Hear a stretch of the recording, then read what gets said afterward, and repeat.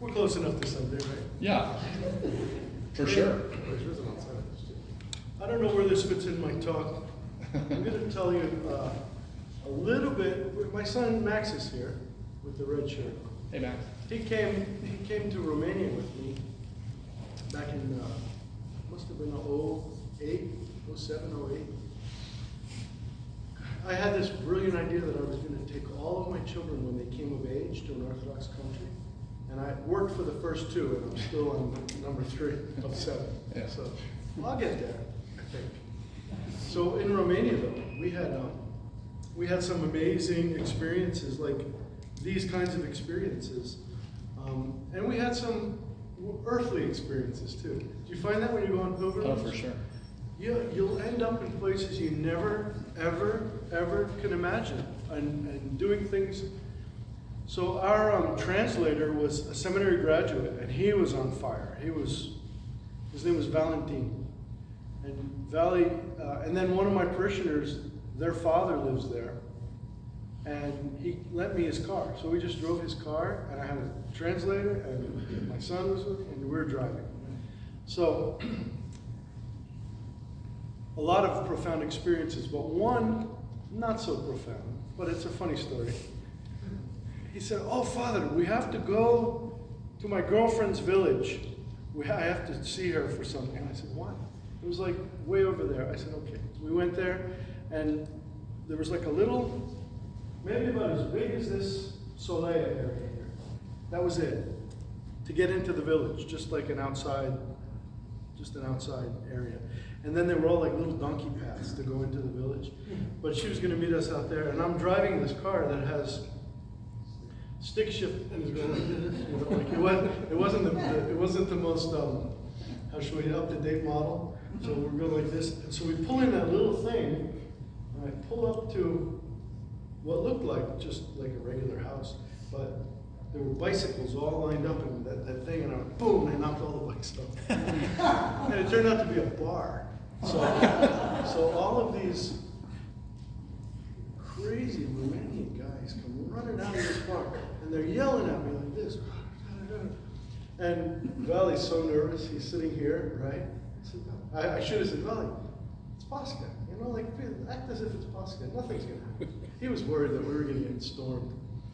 And we got out, and we started talking, and I'm telling these people, in English, that was my problem. There's no damage. I don't see any damage to the bikes. What's going on? And they're yelling, and one guy was really, his eyes got big, and Valley translated, he says, "Stop talking to us with all those strange words." English. Yeah. You know, so why are you saying all those strange words? So anyway, I got tired. I said, "Valley, do you think we could solve this problem with a little money?" I mean, he said, "Oh yes."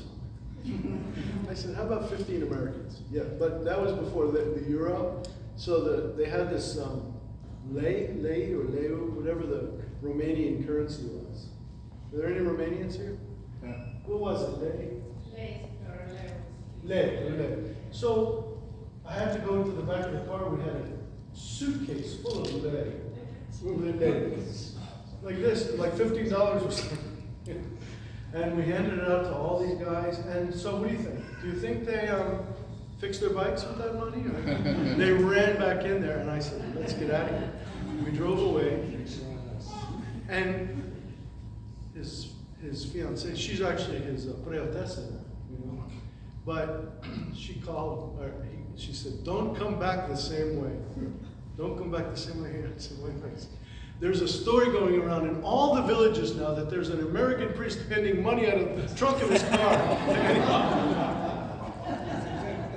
You never know what's going to happen in Romania. But you know, also, what happened though, something very profound. I was in the Alps, where St. Paisis Velichkovsky's relics are, and they put like his epitarchia, they put his soul over my head. And it was like, I said, "Okay, good, take it." Because it's, I mean, he's an amazing saint, Paisius. But at that monastery I met he was like in charge of all the publicity for the patriarch. Like the radio, they had a national radio or something. very nice priest, and he wanted to do an interview. He says, because we didn't know there were any churches in America. You know, like a lot of people don't know that there's Orthodox in America, and missionary work. And I said, okay, if we get back by Saturday, because we were leaving on a Monday morning, I can do the interview like on Saturday. And we did. We got back to Bucharest, did the interview. It was really good. And then, so I took a chance. I told him, I said, I wonder if it would be possible to swing by the Patriarch's palace and get his blessing. Just like that. Let's go to the Patriarch. It's like I heard him. He said, you know what? He's in town. Let's go. And he took me, and anytime you go on pilgrimage, here you go. Always bring gifts, some kind. Like I bought him a big picture book of Idaho when he loved it. It was Patriarch kept these. And that was just a year or two before he reposed. But he had been a close friend of our Patriarch Ignatius. And I walked in and he introduced me. He said, Patriarch Ignati is my friend, and now Purinte Grigori is my friend. And I said, I'm a friend of the Romanian Patriarch. And then he told the priest the next day was his feast day, Theokristos. The next day, the priest told me, he says, well, they want you to serve tomorrow. And only the bishops were serving, like from all over Romania, and like the monks, the brotherhood of that patriarchal monastery, that's it, and me. And I said, oh my gosh, what's the bishop going to do to me now? Because it was like a big, thousands of people came to that feast. So then he said, you better have something ready to say. He told me, you better have something ready to say tomorrow, like a talk, just like a word. I said, okay, and the next day, there was a certain Bishop Vincent Vincentio who told me, he spoke perfect English. He said, okay, the Patriarch wants you to not preach, but say a word on the occasion of the Patriarch's feast day on behalf of the Patriarch of Antioch, who I had met like for 10 minutes once. And I said, and my translator, he's all excited, because he's very strong. He was very animated. So I said, oh my gosh. So after the bishop from Constantia talks, preaches, then you're going to say something. I said, Valley, you better translate my words exactly, or we're both going to be behind barbed wire soon. So it was really good. So I was preaching about the heart of a patriarch. Talk about the Paschal life, To be a patriarch, and he never went to the camps, but he suffered a lot. He was, attacked a lot, both sides. Like but you could see the joy in his face, and I could tell he had been through a lot of suffering. So I just was talking about, nobody knows what's going on in the heart of a patriarch. Nobody knows what's going on in anybody's heart, but especially in the heart of a patriarch who's holding so much of that pain there. He's holding his people there, and Romania went through a lot of blood and horrible things, and he carried that all the way. And then, like I said, he reposed the next year. And then afterwards, he said, oh, Purinte Gregoria is my friend. And then they whisked me to this banquet hall. And I was sitting next to the Turkish ambassador to Romania, and I was sitting there. How did I get, I'm going to get in so much trouble when I get home? Like this priest was officially the delegation from Antioch. When you go on pilgrimage, be careful. Don't talk to anybody. Just try to be quiet, be humble and quiet. But those kind of things happen all the time. Did you get in trouble? Yeah, all the time. So, as I was saying, any question first before we, Lydia, I don't know if I answered your question adequately. It was like, there's no systematic answer for that. It's more like humility will lead to every other virtue. I mean, especially the ones that you're blessed with, the ones that you have as your charism, because everybody's different. And if you're humble, you'll discover that. If you're not humble, you won't even know what God wants you to do. because you're too busy doing what you want to do, basically. But if you can discover that somehow, and then you just engage on that, and that itself will bring joy. That's enough to bring all the peace and joy that this life can hold. Because you're doing it in the kingdom. You're doing it in Christ. And nobody can take that away from you. Nobody will ever be able to discourage you from that, right? And we learn that from people like Romanians who suffered in prison and saints who've been like deprived of everything. And in that emptiness, let's say, or in that freedom, they discovered God. They found a prayer life, and they became holy.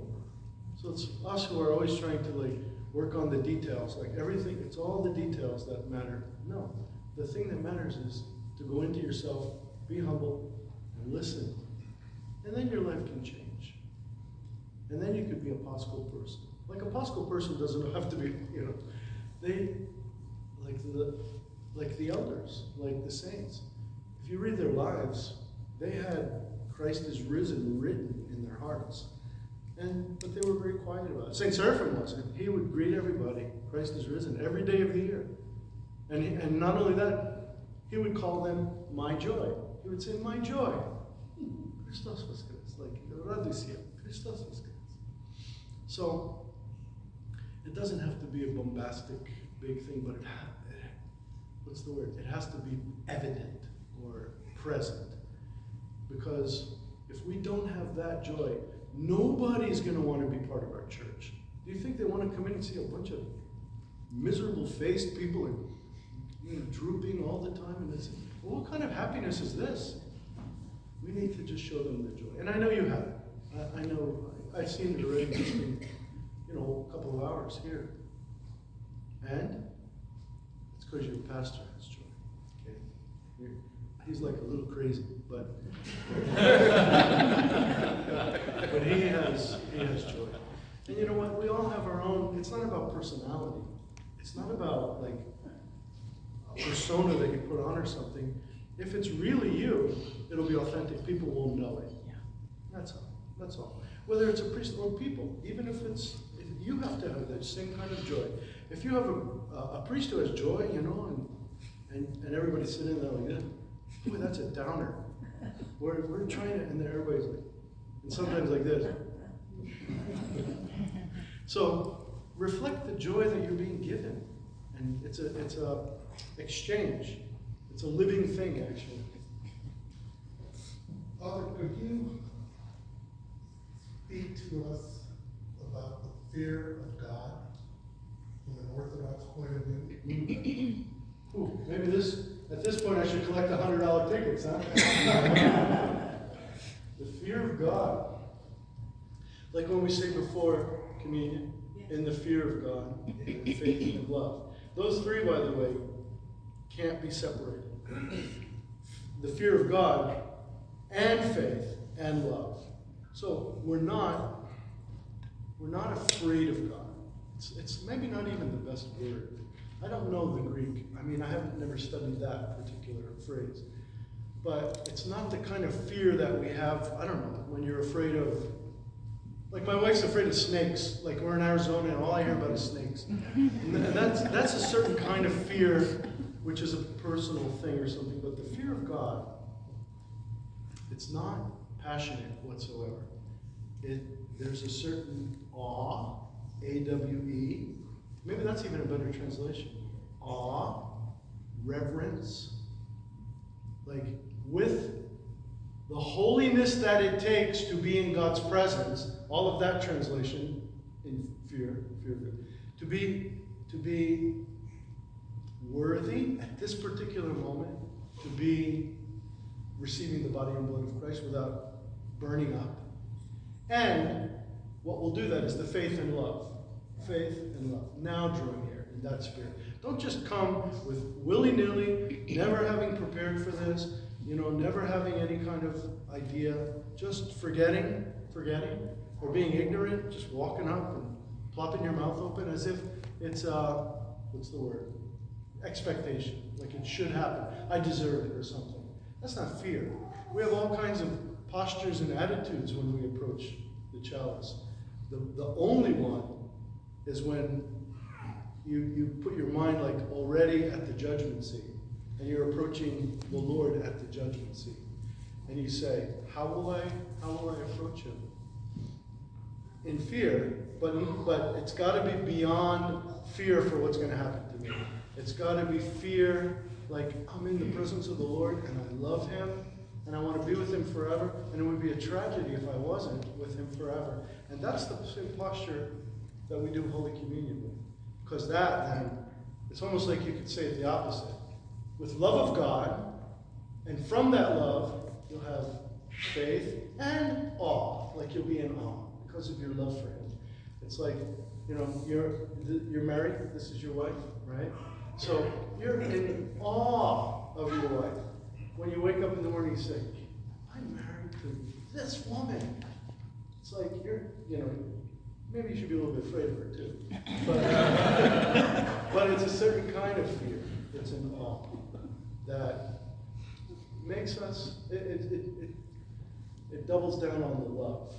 It's not a separate thing. Like, see, I can't be separated from God because of personal fear or sinful kind of fear, right? I can't be separated from God, or I can't go to Holy Communion. It has to be that, like, in the awe of me being in the presence of God and him embracing me, and I'm about to receive him.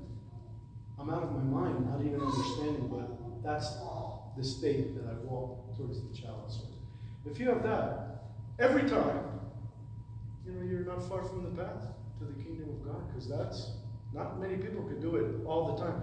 By the way, and since Papuli's not here, I'll take advantage and say, maybe he'll have to correct me, like in the next 6 months, undo the damage. But I don't think everybody should go to communion every time it's offered, for that reason. Priests, unfortunately, have to, because otherwise there'd be no liturgy. And we have to force ourselves to do something, some makeshift preparation, even if we're not in the right headspace, if we're not in the fear of God and have faith and love at that moment. That's hard enough. And that's why very few priests enter the kingdom of heaven. It's just the fathers talk about that. What? Yeah. So you ask your priest about that. That's a teaching that because of taking care of everybody else, it's hard to prepare anything for yourself. It's painful. But that's not this talk. This talk is about you. I'm not talking to a room full of priests. I'm talking to you. If you find yourself unable to not be in the right place for communion, it's okay not to go sometimes. I mean, don't make it like they made whole traditions about this. Like in the Middle Ages, in some places, right, where they didn't go to communion at all.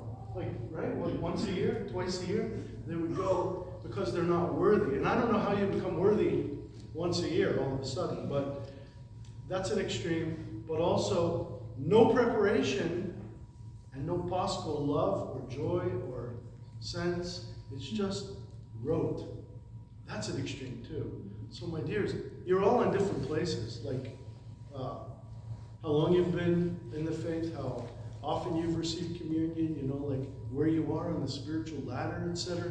But at the end of the day, you have to do something. You have to grow like from here to here and here to here so that I can be ready. Don't use the word worthy, really. I have to be ready each time to receive the mysteries. I'm never going to be worthy. But the Lord makes me worthy himself. His grace, he pulls us if we're ready, like if we've done what we need to do to approach in fear and in faith and love. Yeah. So when you use the word worthy, Worthy. is it, Ooh. yeah.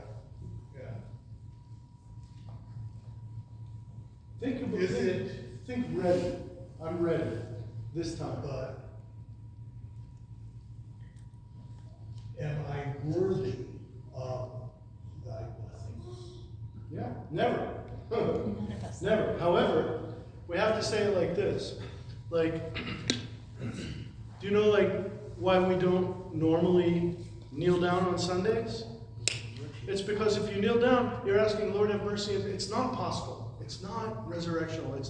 It's like, I don't want to say slapping the Lord in the face, but it's like saying we can ignore the fact that you're risen from the dead. We just want to be pious and we're not ready. But he doesn't let that happen. Look at the icon of Paschal, of the harrowing of hell. Yeah. He's got Adam by one hand, Eve by the other. They're not worthy. They made a big sin, made a big problem for us, right? They're not worthy, but he's got them, and he's rescuing them, and the gates of hell are below his feet, crushed and broken, and he's pulling them up. And he pulls us up too. He says, you know what, get off your knees. You can stand today and receive me. I make you worthy. I make you worthy now. You can't do that. Only Christ can do that. So there's a prayer in the ordination service. It says, we're begging the Lord, the bishop is saying it, and it's like, to complete that which is lacking. In other words, to fill out the unworthiness of this candidate and make him worthy. So that by the end of the ordination service, a deacon, right, or a priest is picked up, and we say, axios, mustahak, worthy, he's worthy.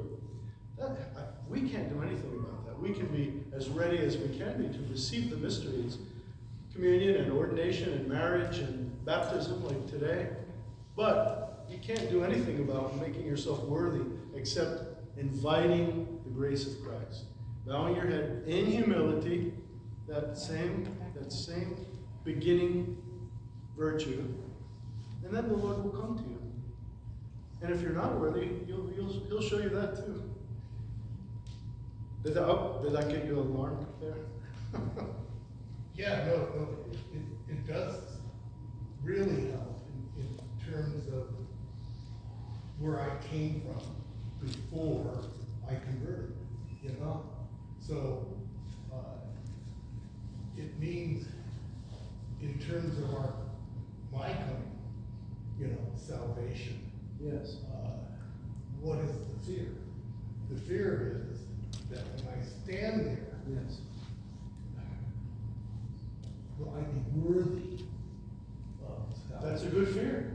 That's a good fear because that's about me. That's about what more can I do? Have I not done enough, Lord? I give it to you and I ask for mercy. It is, yes. And in great pain, that's because you've given me so much. Then what have I given back to you? How can I ever not worship him, glorify him?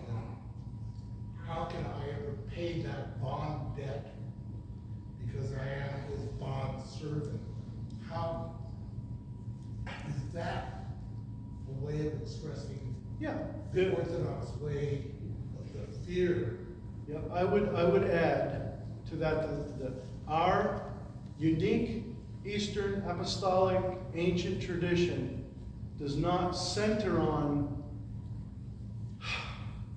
it doesn't center on the debt or it centers on love. That's the key. Love is the key. You said why? How can I? Well, you can love Christ back. You can love him as much as you can, all your heart and all your soul and all your mind.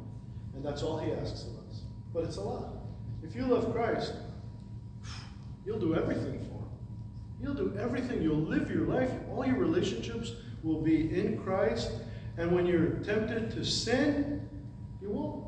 Because you don't want to offend Christ. Not because you're going to get in trouble or because there's some kind of a guilt penalty or something, but because I don't want to hurt my Christ. Just like, why would you not sin against your loved ones? It's that. It's because I love them. It's not because I don't want to get in trouble.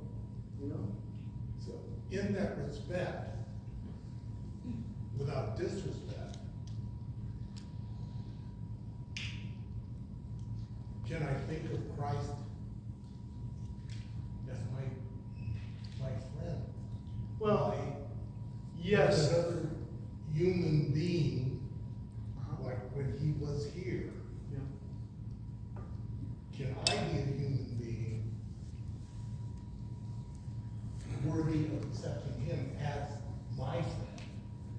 Yes and no.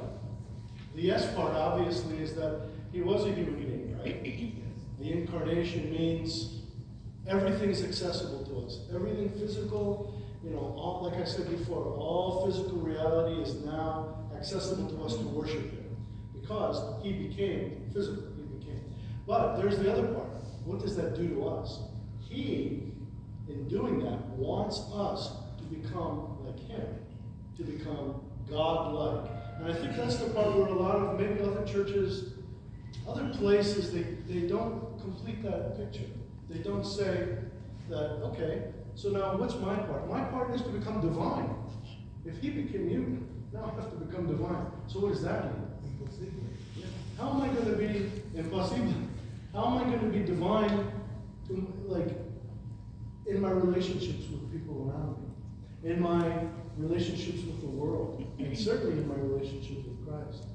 I have to become not only a human friend, but actually, I have to, when I receive him here, that's not just friendship. That's me worshiping him in the most intimate way, so that the divine can come into me without me messing that up or taking it unworthily, sinfully. So we have our part to do, but God's doing his part, his grace, his presence coming into us, right, has to be received. I don't know how else to say this, in a divine way, by a divine friend or a divine servant. It has to be that. Otherwise, we would be incapable of receiving the divine. Incapable. We burn up. Like some of the prayers after communion say, how can I grasp, not burn up with fire coming? So there's that aspect that can never be forgotten. Because he's not only human, he's 100% human, but he's also 100% divine. And he wants us, by adoption, to be the same. Somehow. That's the working out of. So, catechumens who've just been baptized today, welcome to that struggle. Now that I've been baptized, now I have to become divine. What? Yeah. And it doesn't always happen overnight. Very few rare cases it happens overnight. And we know some that have gone from 0 to 60 in 2 seconds. But most of us, it's like a big struggle. We're slogging through. And when you get into your 60s, you start realizing what a slog it's been. And I haven't quite accomplished that much. More to do. And the beautiful thing is, the older you get, the more you say, I can't do anything. You have to do it. You start realizing and you let go of all of those extreme efforts. I've been spinning my wheels trying this and this and this. And I have to just leave it to God now. Before I leave this life. Then I can maybe stand in his presence in the fear of God, the right kind of fear. And say, Lord, I love you. I love you so much. Just do with me what you will. Some of the fathers, I've done actually one page of this whole, but that's okay. One of the fathers, or several of the fathers, talk about this idea of, I love you, Master, even if I'm not with you forever. I will always love you, even if you choose not to take me. I know it's an extreme idea. St. Seraphim said that. He called himself humble seraphim. That's how he, Lord, humble seraphim, if all my spiritual children can enter the kingdom of heaven, fine, beautiful. And if humble seraphim is not there with them, fine, I leave that to you. Talk about humility. See, there you go, Hudia. There's a humility beyond human reasoning. It's a humility which is not me first. It's always, I have to love my neighbor before I love myself. Right? The same exact way.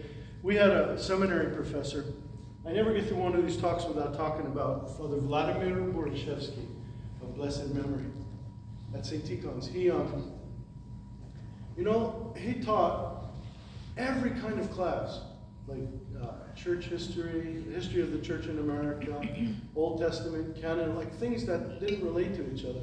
And it was great because it was all the same class. It was always Father Borchevsky telling stories. Father Vladimir telling stories, and he would fall asleep in the middle of his stories. And then we would just try to, oh, Father Vladimir, oh yeah, so, and one day he came in and he sat down, and all his classes were like this. He said, you know, I was ordained twice. I said, okay, pray tell.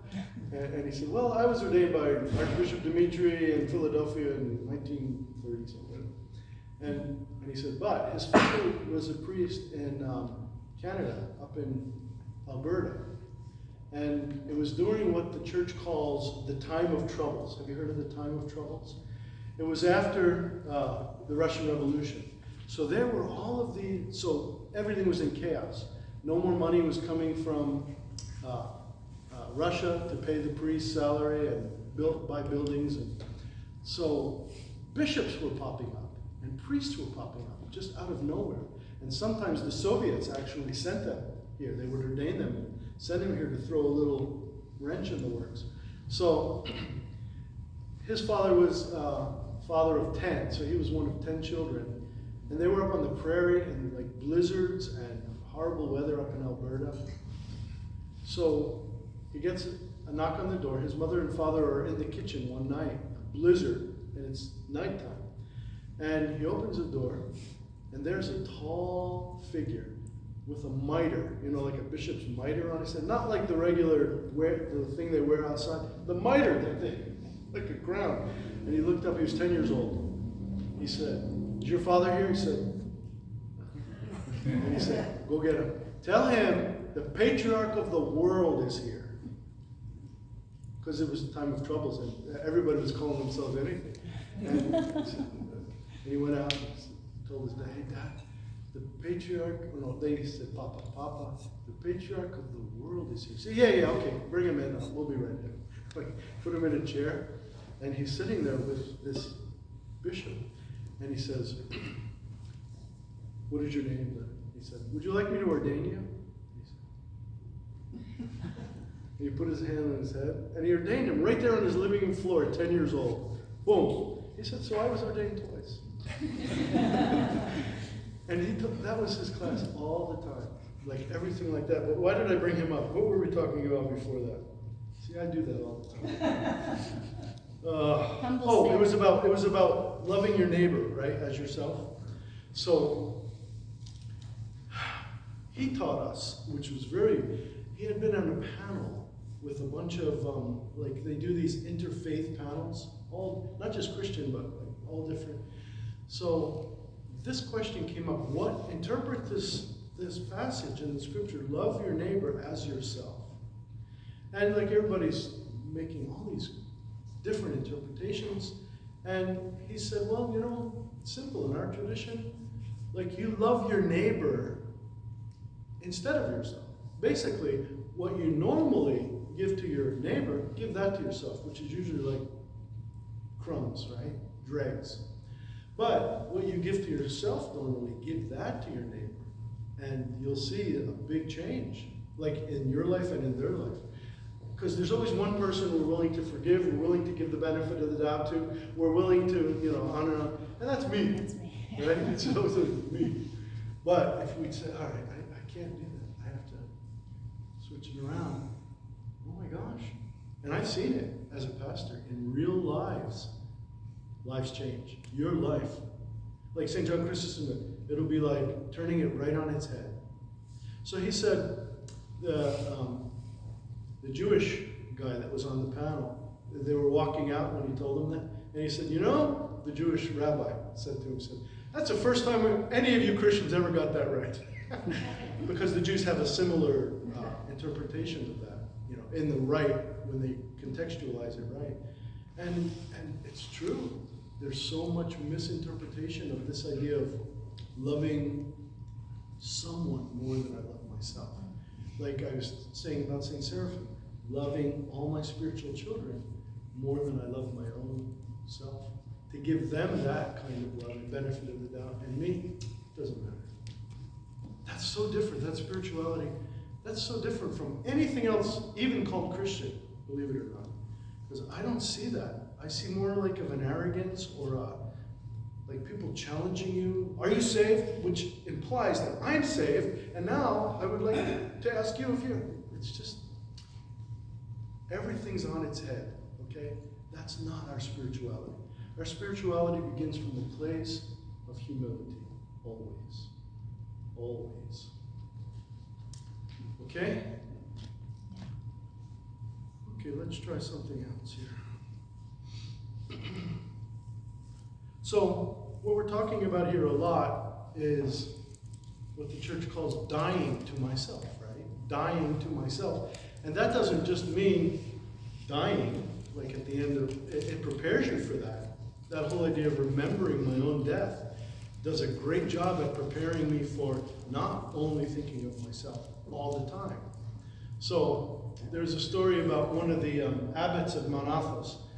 Years ago, in the 80s, he was the abbot of Stavro Nikita Monastery on Mount Athos, and he was getting together with in Greece, with all of these theologians, big-minded theologians. And he was actually, he was the retired abbot at the time. And he just sat there like a man of God. He sat there, didn't say too much. And they're talking about the world. Now just imagine, that's the 80s. What is it now, the 20s of the next century? It's like, nothing's changed. Everybody's blah, blah, blah, and the world is, and they're doing this to us, and they're doing that to us, and I don't know if you know Greeks, they can get themselves into a frenzy over anything. And they're doing this to us. And so they said, they noticed him. They finally noticed him. And they said, Yerunda, you haven't said anything. You've been quiet, for 2 days. Nothing. And he said, okay, I'll say something. And he said, I notice you have been saying, they are taking this from us, and they are doing that to us, and they are taking this away from us. And he said, brothers, don't worry about this. They are taking many things from us, but there's one thing they can never take from us. They can never take our death. They can never take our death. And he was excited. And he said, in fact, they will help us with it sometimes. No, again, like that other story, it's a weird way of thinking if you're thinking the war of the world things, which is all my eggs are in this basket, and there's no afterlife, or I can wait, I can put that off till later. I don't have to be to fight against ignorance and forgetfulness and laziness. I can put that off, I can do it. No. It's a joy. Maybe that's the part we're missing too. That even me leaving this life is a joy. Guys, you got baptized today. You left this life. Those who die, how is it? Those who die, the first death, which is this, right today, will never die the second death, which is soul and body into the lake of fire. Those who die the first death will never taste that. So if you live that baptismal robe, that white, and if you're honoring that, and if you dedicate that to Christ all the time, you have a chance then of when it comes your time to die, having joy. And that's the thing we should be all preparing for, all the time. We prepare for everything. Graduation and birthdays and I don't know, what else? What else? Ordination. or ordination maybe not, because that's part of it. But all these things we prepare for all the time, and the one thing which is inevitable, we hardly prepare for. So that's why the church, the spiritual literature pours out a lot of words about this question, about preparing for my death, remembering my death, not in a morbid way, but bringing it right in front of me, so that I can live today, so that I can deal with this situation as if it was my last day on earth. Wouldn't that change the way we make some of our decisions? Wouldn't that answer the question of how I live day to day? The one you asked, okay, let me remember my death. Okay, I'm going to do this now. I'm not going to do that. But we forget. So if you do that every day, chances are that in 10 or 15 or 100 years, you'll finally be ready to meet the Lord. To be, I don't want to say worthy, but to be ready for the Lord to pronounce me worthy. That's it. That's the key. I do my part. It invites the Holy Spirit. And then finally, now, he can say, enter into the joy of your Lord, good and faithful servant. You've done well. That's the word you want to hear. That's what you want to be preparing for all of this time. All of this life. We're finally alive. In other words, you're finally alive to be able to do that. And beyond this life too. You remember the gospel story you hear once every what? 12 weeks? 11 weeks? In Matins, in Orthros. You hear the story of Emmaus, where the two, Cleopas and Luke, are walking, and Christ comes to them, and then he is breaking the bread in front of them, and then he disappears. And what's their reaction when they're amazed? But what do they say? Do you remember the words they say? Was it he reasoning with us? We're not That's it. burning. I don't know what you're saying. Did not our hearts burn within us? Didn't we feel that electricity going through like the fire? How did we not know, kind of a thing? Wasn't it like that? When I was in Jerusalem, oh gosh, the second time I was there, we had a tour guide who was a young archimandrite. He was a priest of the Jerusalem Patriarchate. And he asked me a question. Like, you go on pilgrimage and people ask you things and you feel like a bird brain. He said, hey, Father, after one of the liturgies that we did, Father, I'll ask your priest, hey, Father, after the liturgy, is there a burning in your chest, like in your heart, like a burning that you have to release? This was a question asked to me by Archimandrite in Jerusalem, 25 years old. I said, no. I have some different things that have happened in liturgy, but not that. And he said, it's like burning. It's like my chest is exploding. And he has to take his stole and go find somebody and put the stole on their head and give them a blessing. And he said, then I could eat something and take a nap, but not until Wow. What a gift. But that's a grace. That's a special gift for him. But it's the same as where I was telling the Emmaus story. That's the same. Did not our hearts burn within us? At least noetically, at least when we're at the liturgy, like nothing can be the same. You can't be worried about, like what's happening and what's going on and who knocked over the chair and, Oh, yeah. like even in Africa, when we were in Africa, we were doing a liturgy and apparently some guy fell over from malaria. Just outside, they put him in a chair outside, he fell over, he was dead. And the liturgy went on. That's a good thing. I mean, people attended to him. But gosh, when there's the liturgy, there's nothing else. I mean, we'll bury the dead, we'll do all of that. And especially, those in the African churches, oh my gosh, there's such faith, such faithfulness. They would sing, can I sing? Yeah. There was an African, blessed be the name of the Lord at the end of liturgy. Yeah. Blessed be the name of the Lord henceforth.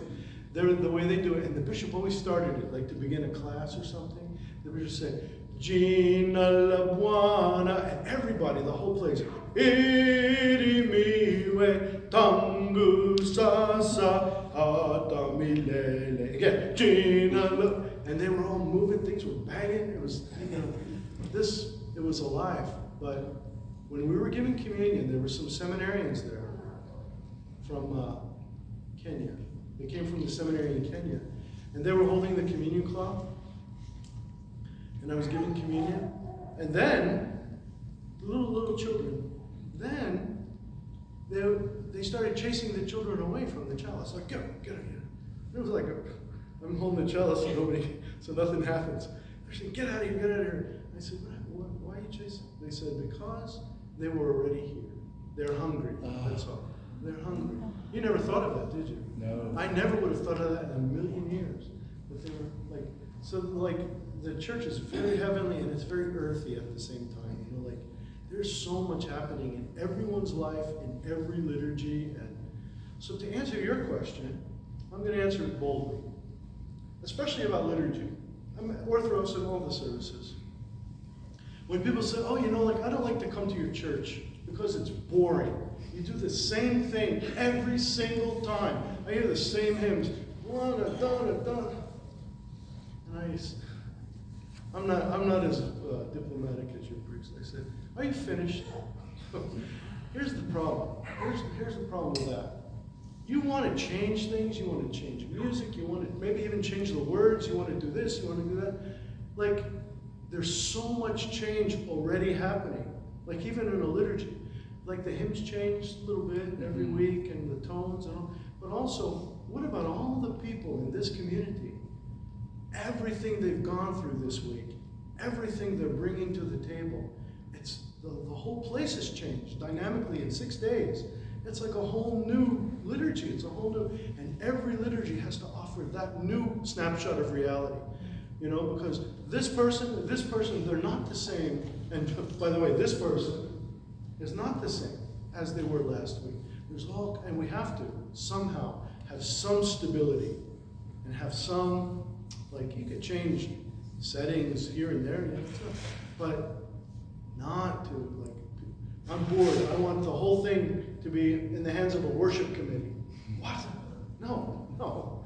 Because there's enough fluidity in this life that we need the stability of Christ who never changes, ever.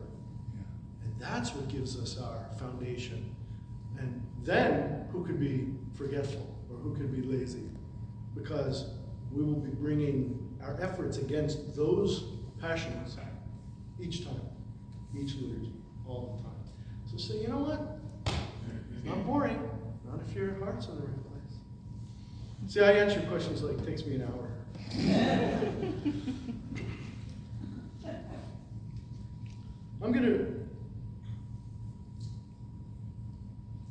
Well, let's do this. I'm going to read you a couple of stories from transformed people who are living in prison camps. One is in Russia and one is in Romania. And both of them will show us, you know, to some degree, how Pascha can permeate even the darkest places and the kind of the worst of experiences. So that should give you some hope in your experience. I mean, look where you live. You live in the United States of America, and, you know, they don't have you underground in a prison yet, or they don't have you persecuted, like, harshly and tortured yet. So let's see some of this. This is called, the first one is Easter in the prison of Jilava in Romania. He says, we live 15 meters underground. Can you imagine? In dampness and in darkness. The one window sealed shut so that neither light nor air could filter in.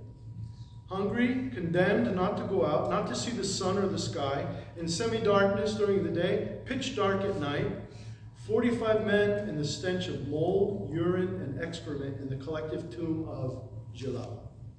It's a good description. Those who had never sinned through excess of optimism or pessimism stood up the best. They honestly took a dim view of things, but never gave in to despair. They hung on to hope.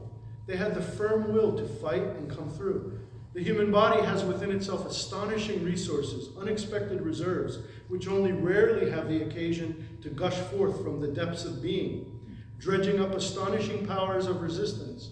But for this, one needs willpower, hope, and faith. Above all, faith. Faith saved many prisoners from almost certain death. We prayed a great deal in prison, which was natural for those who have faith. But those who prayed who had none and ended up by having real faith, which in spite of all the miseries heaped upon them, became deeper and their prayers became more fervent.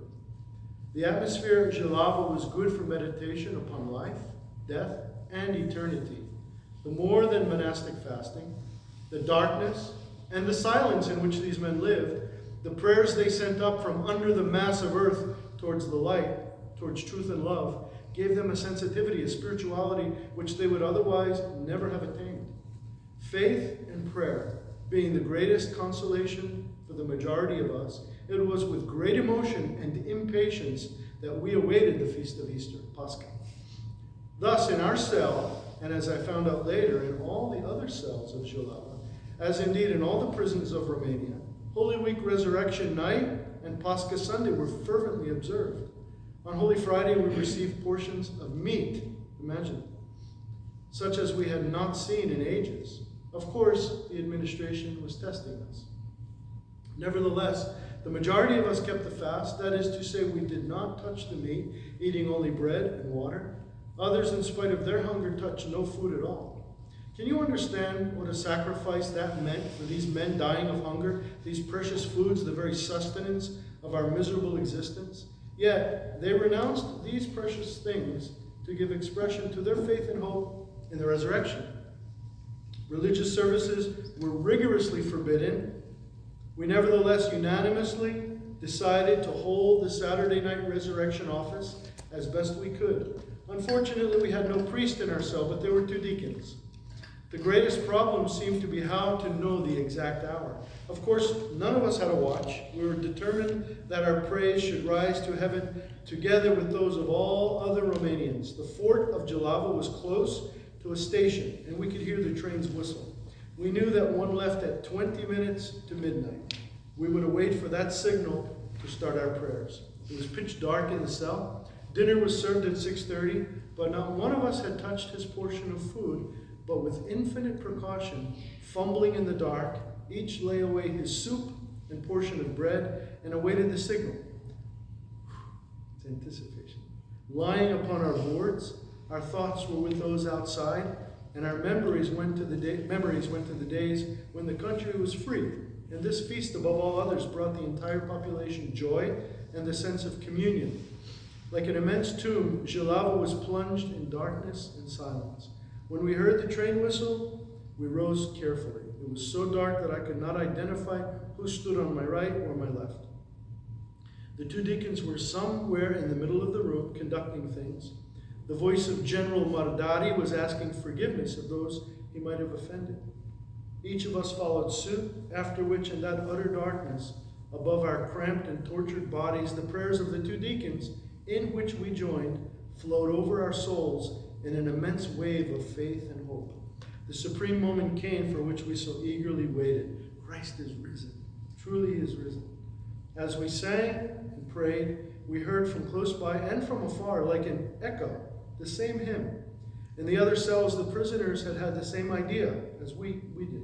From the depth of the earth, the voices of thousands of prisoners rose up in one glorious song to the resurrection. Outside in the passages, the guards were running up and down, banging on the doors, yelling at us to be still. But nothing would stop us now. We answered our torturers with prayers and song. All Jilava rang with the hymn of the resurrection. When our office was over, deeply moved, we embraced each other, then fumbled our way back to our bedboards to find our soup bowls and bread. At home, in spite of penury, we knew each had made sacrifices to place a few red eggs and kozanak on the table. And here we too were respecting the tradition. We had our own sad little feast. It was all over. Lying against each other, we tried to sleep. All was still. Jalava had sunk back into silence and darkness. And then very faintly, as if from far away, from the very bottom of the earth, was heard the hymn, Christ is risen from the dead. It was a cell that had miscalculated the hour, but had continued their praises into the night. A little tomb, left all alone, had lifted up its voice of hope and praise. How can we ever have a bad Pascha, or a bad Sunday, or a bad day? And then this other one. The following description of Pascha spent in captivity. The author is a hieromonk who was tortured after the revolution by one of Optina's last elders. From the rest of the text, the excerpt below may be roughly about the 1920s. Long ago, we began to prepare our souls for the joy of Pascha. We began to ready ourselves from afar, and now we have come so close. Tomorrow is Pascha. The heart begins to pound at the very thought. Tomorrow, the universal joy, and no heart should feel any grief, any sorrow. I will remember how in the days of my childhood, my whole soul would be in a state of taut anticipation. On that day, I'd love to go up to the shroud many times and kiss it. Oh, how quickly those blessed days ebbed from us. Years passed, and by God's will, great Saturday found me in prison. Our cell windows held no glass, and on Great Saturday, as every day, from morning till evening, the sinful, fetid din of the prison courtyard drifted our way. But when evening fell, and the bright spring stars kindled their light in the dark sky, the prison noise began to abate, and the sighs of the big city became audible. I stood at the prison window and listened greedily to these sounds. In them I could make out the hustle of the feast day preparations. I recognized the exuberant faith and cherished joy of the Paschal night. With my mental eyes, I saw people all over the city going about with their white bundles, their hearts pulsating with Paschal expectations. My thoughts ran to that church where I had served, where I had given myself over entirely to the Paschal service and to slaking my thirst for rejoicing in the resurrected Lord. What is going on there now? Who is announcing to the poor people Christ's resurrection? Do they still remember me there? The night grew dark, the prison stilled. From the distant countryside, the light breeze brought the fragrance of spring with its call to freedom. The stars dilated and sparkled the more. That evening I had received from outside a humble parcel containing a small cheese pasca, 3 red eggs, and 2 holiday candles of red wax. Some of my friends had also received such parcels. There were in the prison at that time many believers. In an attempt to make us forget our Pascha, the prison authorities had hooked up a speaker to each cell for broadcasting radio programs. Already there had begun a flow of platitudes concerning the anti-scientific origin of Pascha and other such drivel calculated upon ignorance and naivete. But we stuffed the wretched apparatus with rags. And again, silence settled in with us. Again, one could look out at the sky, at the stars, and pray. We lit our thin Paschal tapers, a wave of nostalgia pressed upon our hearts, and in voices trembling with excitement, we began to sing, "The angels in heaven, O Christ our Savior, sing of the resurrection." Then we sang the canon to the universal feast, a feast which contains all the joy both of earth and heaven. We sang it all by memory, quietly with trepidation. As we were singing, the guard on duty approached the spy hole in the door of our cell and said gently, "Don't be inhibited, citizen, sing louder. After all, I'm also baptized. It's just that life has twisted me about. Sing, perhaps they won't catch you, or if they do, he will defend you." With such encouragement, we sang louder and were consoled to hear our strains taken up by voices in the neighboring cells. We calmed our souls with the Paschal singing, greeted each other with a Paschal kiss, and celebrated in breaking the fast. I went to the window and stood for a long time greeting all those from whom I was separated. There was a student in our cell who claimed to be an atheist. Furtively wiping away a tear, he told us something wonderfully strange. He said, I have never been a believer, but on this day I always experience a tremendous inner jubilation. Moscow. The stars scintillated still more brightly and drew ever closer to our barred window. It seemed as though they were persuading us not to fear, not to grow despondent, not to doubt, but to firmly rejoice. But God's unfathomable goodwill, I came to spend several more great Saturdays there in captivity, in the camps and in exile. It was long after the end of my term that I was released, and because of this I found myself celebrating a 4th Pascha there in the far north. Evidently it was not pleasing to God to send us any close friends that day. There in the north, in the boundless taiga, the earth is still covered at this time of year by the diamond flashes of the cold snow. It crunches underfoot as though it were December. The Siberian landscape stretches lifeless, silent, and ineffably sad. It does not speak to the soul of Paschal mysteries. Again, like the previous year, in perfect solitude, we stood in the dark corner of the cabin and sang, "Christ is risen," and the risen Christ came to us. And the risen Christ came to us. This was just as sure as our faith was sure. Did not our hearts then burn within us? The same feeling. Was he not with us then, by the way? How the soul feels on that day, how now the soul feels how on that day the Lord rewards the wounds suffered by those who battle for his church. Make me worthy, O Lord, to receive on the last day of my life on earth a presentiment of that blessed Sabbath.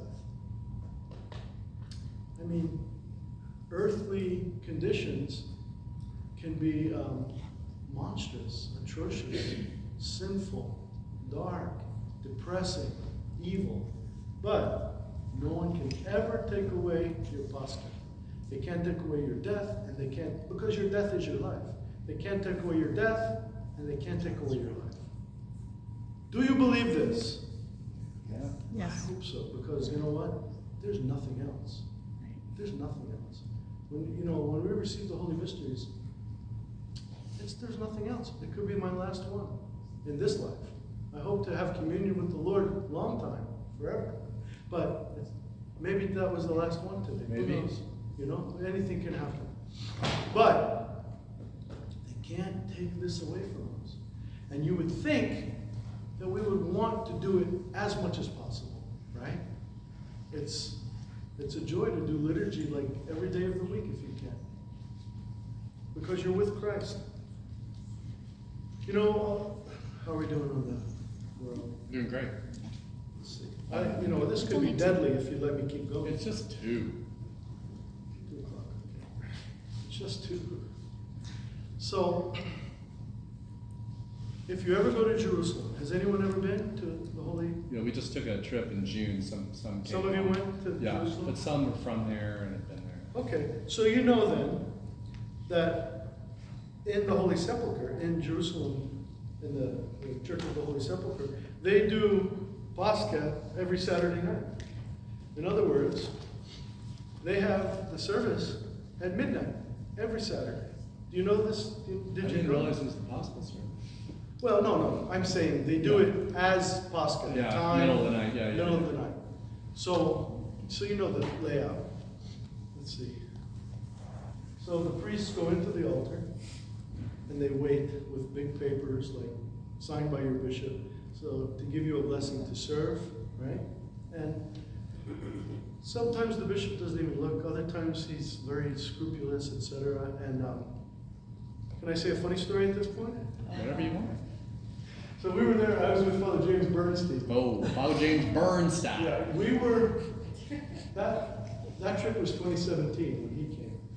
So we're sitting in the altar. Can I just say that Korea Heather Summer, that's her father. That's her The father. iconographer. Huh? Lucky Dad. Yeah, the one who painted. That's her father. Yeah. So, and he's funny. Oh, yeah. And he never travels. I was amazed he came. So we're sitting in the altar waiting, and there were priests from everywhere, from Russia, Ukraine, Romania, all over the world, speaking every language. And all of a sudden, and it was cold. We were there in, I want to say January. It was in the winter. So it was a little bit cold, and you could see your breath, like, when you're sitting in the altar. And all of a sudden, like silence, all these priests from all over the world, and he said, I can see my breath in here, just like that. Big pronouncement. I said, Father James, you're in the altar of the Holy Sepulchre, just. Simmer down. And then the deacon started Orthros, and he had a pair of shoes. One of them went. So he was walking, and the deacon said, or Father James said, "Why is that deacon's shoe squeaking so much?" He said, "Do you think the Patriarch of Jerusalem can afford to buy his deacon a pair of shoes?"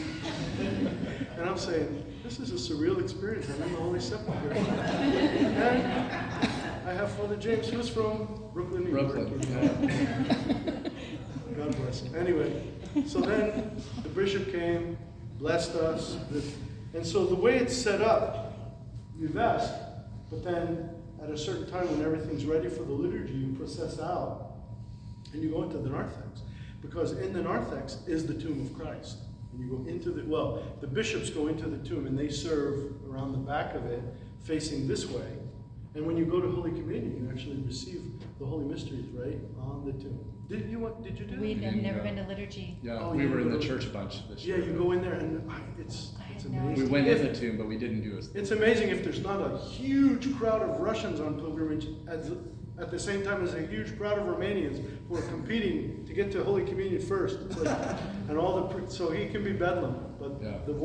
this time, It was very good. This one time, I went in and there was a Ukrainian bishop giving like communion, and you receive it on the tomb of Christ. And then another bishop giving me the blood of Christ, and we just looked at each other and like tears and said, Christ is in our, said in Ukrainian, Christ is in our midst. And we don't know each other, we never see each other again on this life, but at the tomb of Christ, it's so palpable, so. But they do that, what I was going to say is, so they do that every Saturday night. And if you're there, they'll lock you in, the gates get locked. But if you're not there, you can't get in after a certain time, you know. So we do the liturgy, and so I'm standing there. So, okay, the tomb, we're there. So the bishops are there and the priests are lined up this way. And usually what they do, if there was always a Greek priest and deacon, obviously it's Jerusalem, sometimes Arabic, but Russian, there's usually a Russian priest and deacon and a Romanian priest and deacon. And I didn't have a deacon, so I was off the hook. But they'll do the litanies, like in different languages, those first few little litanies, etc. And then they'll do the entrance. And they're doing the entrance, and all the bishops are going in, and all those teams of different languages, they were going in. And then Father James is standing right next to me. He says, like this. So I was right here, so I kind of guided him, and I brought him back. And I said, you don't want to go in there. He said, I don't want to go in there. He was so funny. I mean, he was looking around. Everybody, all the priests had a book for liturgy. He says, everybody's got a book but me. And he said, what am I going to do if they call on me? And then he said, if they call on me, cover me. So I had a beautiful, it was like one of the best liturgies ever. Because Father James like making little comments. Yeah, but it was amazing. Like just the connection, like when the bishop, he was looking out at me to do an exclamation for the Lord's Prayer. Yeah. Instead I said, our Father, and all our people said, because they weren't going to do it in English. Yeah. So there's all kinds of things that happen in liturgy. It's never boring, and not in Jerusalem. What I was going to say is, that's the way, I mean, it's Jerusalem, obviously. It's the tomb. But that's the way Pascha on Sundays, on Saturday nights and Sundays needs to be. That whole experience needs to be transformed into our parish life. You know, I'm not saying start the liturgy at 12 o'clock. Well, start the liturgy at 12 midnight. Why not? Every Sunday. Why not? You'll get a call from somewhere. Oh, yeah. From all my parishioners first. Then we'll call the bishop. But you know, Father, what you're saying, like every liturgy is that liturgy, like which is what you're saying. You know, to the point that when the priest and the deacon will do it tonight, I'll do it tomorrow. He'll do it during Orthros. I'll do it during, or one of us will do it during liturgy tomorrow. When we're sensing the iconostasis, the royal doors, and the iconostasis, we go back and forth. We turn around and we sense to the west, which for us is the north, but just that's the west liturgically. Yeah, we turn around and we sense the tomb of Christ. Yeah. We do the same sensing that they do in the Church of the Resurrection. Yeah, that's why, because the tomb is out there. Yeah, so the altar is there. And the tomb is right there in what you call that rotunda, that narthex area. But that's why it's sensed that way here. There's nothing there but doors here. But we sense because in Jerusalem we're sensing the tomb. Usually we put the epitaphio. Well, it's over there. It's back there, but if I put it there, I could hang it above the I'm exit glad you sign. told me, because I'll be like looking for it. Yeah, see it. Do you see it? Do you see it framed over there? It's in the cave. It's in the cave. Yeah. I wanted to put it up there. Anyway, there's an exit sign. Anyway. Can you imagine when priests get together what they talk about? You see it now? Like when we're at conference, it's like this. Yeah. It's like, oh, shh, give me a break. Okay, so every Saturday night, every Sunday is like a little icon of that experience somehow. Yeah. And I think you should all go to Jerusalem. Well, don't go now. My gosh, it's so sad. It's so... You know, people, and I know people who were going on pilgrimage and then they had to cancel everything. May God give us the opportunity to pilgrimage there again, because it doesn't seem like it's going to happen too soon now. It's devastating. And you know, like you meet, when you're there, we always made it a point to have a Palestinian Christian tour guide and go to the Christian restaurants and go to the Christian hotels, because you could go to the Jewish hotels or you could go to the Muslim hotels, and we're not supporting it. You know, the Christian population is like this big now. Yeah. We had Mother Maria from Bethany. Yes. We went there, and she was just here like a little over, like a month ago. Yes. Right when the war broke out, in fact. So when was the war? October 7th. October 7th. So she was here with us when the war broke out, and she's gotten back to Tel Aviv, but and then back to Bethany, back into the Christian. Yeah, at the Church of Saints Martha and Mary. Yes. Yeah. Have you met her? I can't remember. Can't I remember. met someone. She's German by birth. No, I don't know her. Yeah, you know. But we did go. There's a little, there's another church further out. Yeah, the Greek one. Yep. Yeah, We down the road. went to mostly all the Greek ones. Yeah. That one is built on the site where Martha first comes out to greet Christ and said, Lord, if you had been here, and there's a little spot there. That's the Bethany. That's the the one where Mother Maria is. So I never met her. Yeah. Anyway. Interesting. Yeah. But you're right that there is another. She travels some, so she may have been gone. Yeah. Well, okay. Yeah. So They you'll put a- know they put a at little the check. next Here we go conference again. can- Here we go. Might have gone by Martha then. Okay, let me ask you a question. Can I finally ask you a question? About Pascha. Maybe Father James has already taught you all about this. At Pascha, you know, that whole resurrectional cycle. So starting what? Well, really on Holy Friday night, but on Saturday morning is the first time we hear a gospel of the resurrection, right? We hear came to the tomb and it was empty. And then the orthros we do on the porch. What's your porch? Well, you know it, yeah. You do the orthros gospel, resurrection. Next day you do 5 resurrection gospels. So all the resurrection gospels except there's a gospel that we do during the liturgy, which is not a resurrection gospel. It's, what is it? You tell me. Do you remember what the gospel at Pascha is during the liturgy? So what is it? In the beginning was the Word. In the beginning, so it's the first line of the universe, basically. In the beginning was the Word, and the Word was with God, and the Word was God. And you would ask yourself, why in the world are we doing that gospel instead of a resurrection gospel during the liturgy at Pascha, right? Why aren't we saying Christ is risen from the dead? Do we know why? You thought that? You must have. No. What? I know. I'm the archworm. Well, I'm old. I have time and I can find things. So, is this camera like getting? Yeah, it's Yeah, working. you're Doesn't awesome. No, matter. you're doing All they're seeing is like my butt. No, you're still good. So, well, this is a little bit theological, so it's a little bit deep. If you go back to before the creation of the world, how's that for a long? This is going to be a long lesson. The Holy Trinity meets together. You know, you can't imagine it, but the Holy Trinity meets together in what's known as the pre-eternal council. We have that phrase in our church. The pre-eternal council. Oh, I'll tell you a little story about that.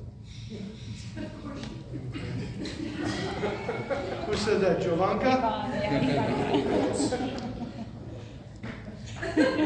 He's got your number. So, there's actually a poem in Spanish written by John of the Cross, who was not a saint of our church, but a Western mystic. And he wrote this beautiful Spanish poem, and, you know, I'm not going to do justice to the Spanish poetry, but it's basically the Holy Trinity gathered together before all of creation, before time and space, where only the Holy Trinity somehow is existing. And the Father says to the Son, Son, it's time for you to take a bride.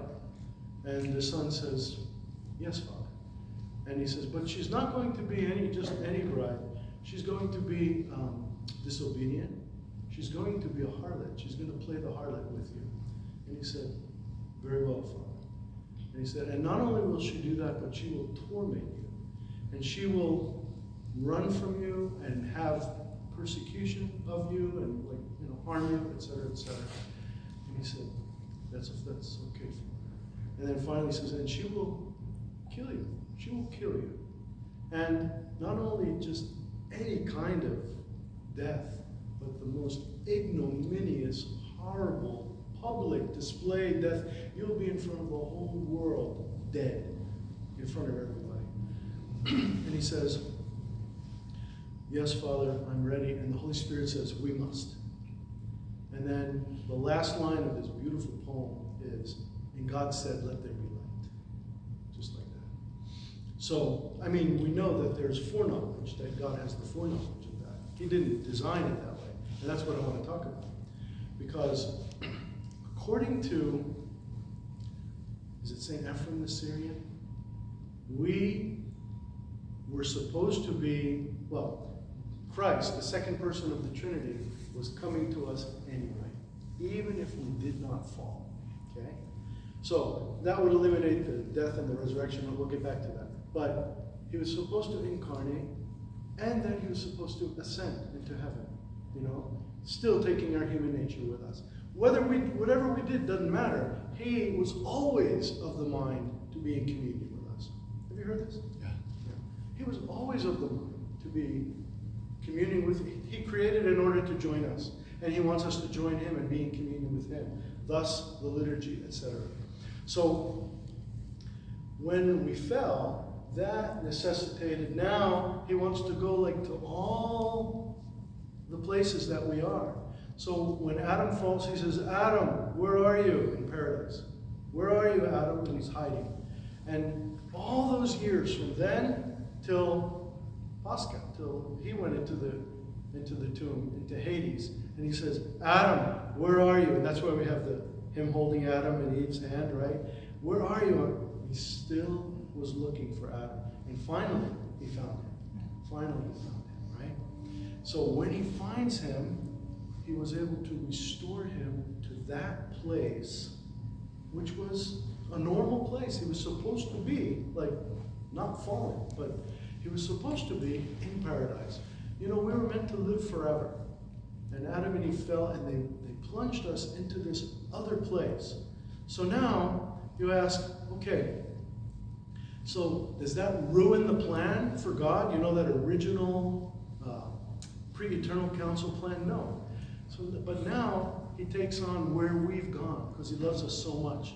He doesn't just come and commune with us. Now, he has to commune with us in our sinful, dark, dead place. And he does, without ever sinning himself. He takes all of that on himself. He becomes sin. You know, he becomes what sin looks like. You know? That's our sin right there. So, then, now, restores us, trampling down death by death on the cross. And I have a little something about him hanging on the cross, remind me. So he's bringing us back, and then he rises from the dead. And there it is. At the resurrection, finally he restores us to that place that the pre-eternal council had planned in the first place. Now, and that you participated in today, the death and the resurrection, and now you are at a place where you can become in communion with God. You are already. Don't mess it up. No. You can become godlike, as we said all the time. So, now that we're in the depth of the Holy Liturgy of Paschal, now we can go back to the pre-eternal council. And St. John saw this somehow. He was reading this somehow. And when he was reciting it, you know, to Prochorus, when he was reciting the gospel, for 3 days, Prochorus is writing down. He says, Prochorus, write down everything I say from this moment. And then he went into the, you know, like, vision. And in the beginning, any architu logos, you know, in the beginning was the Word. And the Word was with God, and the Word was God. And we are now restored. We are back to our original dignity, our original glory. And Paschal does that. Paschal, the resurrection, makes that possible. But what does it make possible? Here, we'll tell you in the Gospel of the Liturgy, the beautiful prologue. So, it's so mysterious, it's so mystical. And now you know. Now you can tell everybody, you know what we believe? Tell all your Protestant friends. Look, what do you guys do with the pre-eternal council? See if they know what that is. Pre-eternal council? Yeah, you know, when the Father and the Son and the Holy Spirit got together. That's Paschal, though. That's the heart of the resurrection, you know, cycle, that liturgy. And then we're saying Christ is risen a million times, but for that moment, we're going deep. And not only in one language, say it in 500 languages. How many do you do? 15? No. We do about 15. It's pretty I awesome. got my Swahili down. Swahili? Swahili's easy. Yeah. Who's still on Swahili? Swahili's not a hard I language. know, but nobody knows. But it's a language of a lot of people in the East Africa.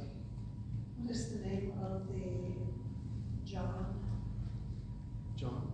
the Western saint? Oh, John of the Cross. John of the Cross. And you know what, I'm sorry, you see all this? No citations, just a lot of writing, a lot of blabber. But it's one of his poems, you know, he's written a million poems. And you can find it, like there's collections of his mystical poetry. And it's okay. So, let me see where I was here.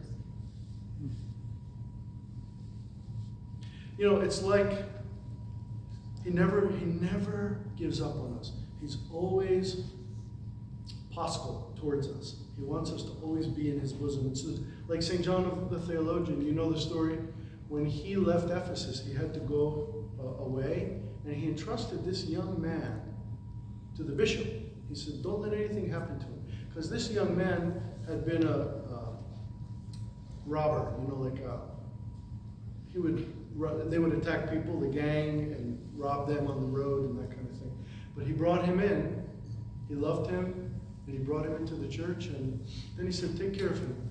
But then, not too long after, the bishop neglected his duty somehow, and the guy went back into the woods. And when St. John came back, he said, where is, he said, oh no, he went back to his old ways, and he kind of throttled him a little bit. He said, I told you, I blame you. And so then he ran and tried to find him in the woods, and he did. He found him, and he said, as soon as that guy got a bird's eye view of St. John coming back, he ran, he took off. And St. John chased him, and he's an old man. He's chasing him and chasing him, and he's catching him. How's that for stamina? And he said, please stop running, I'm an old man. So the guy stopped, and he was like petrified, and St. John embraced him, just took him to himself and said, you're home again now. Stop running, stay home. So that's a beautiful icon of one of the apostles, apostolic, mirroring his master, who never stops chasing us. Never stops chasing us. His fallen bride, his sinful bride. So how can we not have hope? How can we not believe that? Certainly, like when we're doing the liturgy, and no matter what I bring, if it's brokenness, if it's sinfulness, it's never good enough. It's never going to be good enough. However, we offer it and say, Lord, complete that which is lacking. Like that prayer I read at the beginning, prayer of a priest. We have prayers. You have prayers to say, like, you complete where I stop. And it's usually like from here to here. You complete that, Lord, because you know the mercy that I need to be able to even open my mouth for Holy Communion today. Question? Anything about any of that? Okay, then we'll just keep going. Pascha, by the way, restores us not only to paradise, but to the very kingdom of God itself. So we're above Eden, where Adam and Eve left off. So here's the question: what will we do there? Do you ever think about that? Like, what is the kingdom of God like? What? Gosh, I have a hard time filling the time of day these days. What am I going to do there, where it's forever? There's a day without evening, and do you ever think of that? Like, what is the eschaton like? What are your thoughts? Liturgy. Yeah, there's that image from the Apocalypse of a eternal, perpetual worshiping of God, liturgy. Of course, so now I'm going to be a little bit, what's the word? Heretical. Yeah, Yeah, maybe. Turn off the camera. No. Communion won't be the way we have it here. I don't think that's her. I mean, that's just kind of known. We won't have a job, not like we have here. Because here, Christ is the great mediator. We participate in his priesthood. It's his priesthood. So, in order to do the sacrifice, that's why we have priests. That's why Protestant churches don't have priests, because they don't believe in the sacrifice. That there's a real participation in the once and for all bloody sacrifice in an unbloody way. And in order to do that, just like in the Old Testament, they needed priests to do the sacrifice and make the right cuts and all of that. Christ, the once and for all unbloody sacrifice and sacrificer, has given us his priesthood. So he's an intermediary, between God and man. And we are his priests. So we need the intermediation, is it a word? Intermediation of a priest to do the sacrifice. That once and for all sacrifice. Christ is doing it. He's doing it. But, his hands and that's what a priest does. He offers himself, basically, to be the sacrifice and the sacrificer. To do that with Christ somehow. We sacrifice ourselves. It's a deep mystery. But, having said all that, you won't need us in the next life. You have a pure communion with Christ. Pure. We don't need the bread and the wine even. There's no more need for the physical. Now I'm going to get a little heretical. I wonder if we could, if we wanted to. Like how Christ, after the resurrection, he appeared and disappeared and passed, but he also ate. He made some fish, remember? A little fish and honeycomb. And so he could have maybe eaten, but didn't have to. And so I don't know. We don't know what the resurrection is, but St. Maximus, the confessor, teaches us something very significant. He says, unlike what you might hear in the West, like because I was Roman Catholic, I was Roman Catholic the first 20 years of my life. So, you know what they teach heaven is like? Has anybody ever heard this? What is heaven in the Roman Catholic Church? Oh, I don't know. It's called the beatific vision. And basically, all you do forever is you meditate on the essence of God, like this. Now, they might not admit that, but that, if you read the catechisms and all of that, it's the beatific vision. It's a vision, and you can't look this way, or you just can't. It's like contemplating the essence of God forever. That is heaven. That doesn't sound like heaven. But that's their theology. Leads to that. That's why. But our theology, if you read Maximus the Confessor, among others, he says that in the eschaton, in the next life, we will have an infinite variety of choice in the good, all in the good. The fall is over. We've graduated beyond it if we are found worthy. And then all your choices, and apparently there's a lot of them, will be in the good. So I guess you could, if you wanted to eat, you could eat whatever you wanted, or you could. But it's like that, with no more possibility of fall. That was the one thing that Adam and Eve, they could have an infinite variety of things except the one, and they fell into the one. But we will be beyond that. See? And already, my dears, if you want to live a Paschal life, you don't have to be subject to any kind of slavery, anything that you have to do. I mean, every choice after the fall has a little bit of good and evil in it. It's like we're always choosing between good and evil, good and evil. Even if there's a little bit of evil and a lot of good, there's still a little bit of evil, etc., But they're all gone. All gone. All the choices are blessed. Gosh, don't you want to be there? Don't you want to go to that? And you can be there now. All your choices can be in the good. Is it easy? Well, not for us, because we've made it hard. You know how the fathers talk about the habits, the passions, but habits, good habits and bad habits, passions and the virtues. So if you're living like this, right? Ivanka, are you living like this? I'm trying to. Well, that's not good, because these are the passions. No, I'm kidding, I'm Just teasing. teasing. Into the passions. So, but what I'm saying is, so if you're living a passionate life, like every choice I make is selfish or self-centered or harmful, but I'm just doing whatever I want. You know, you move further and further along in that progression, and it does something to the soul. It's not indelible. There's always repentance, but man, is it hard. It gets so hard that we even lose sight of the possibility of making any other kind of choice. So we're moving in that direction, and then if we get off this path and go to this, I guess I'm the wrong way. This is the left. So this is, if we get off this path and go to the good and make all of our choices in the good, see, that's like a miracle. We almost require a miracle. Many of your brothers and sisters in the world require a miracle. And that miracle has to come from your prayer. If not your prayer, whose? They might not know anybody else who can even say a few tearful words for them. And it's an astounding job. It's like a big weight when we think of all the misery, all the suffering, and all the people who just, they are lost. They have no, but your job, my job, is to pray for that, wait a minute, like that kind of miracle. Because if people are in the good and always making the choices based on the will of God, Christ's Paschal joy, and you say, oh, I can never make a choice like that because I have to be like this. You know, that's who I am.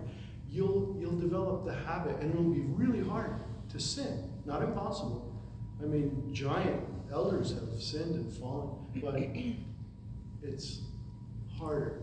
See what I'm saying? It's harder to sin if you continue to live habitually this way, like in Pascha. You know, in Pascha, isn't it hard to sin on Pascha? How can you think of anything selfish? So don't eat too much and don't get drunk.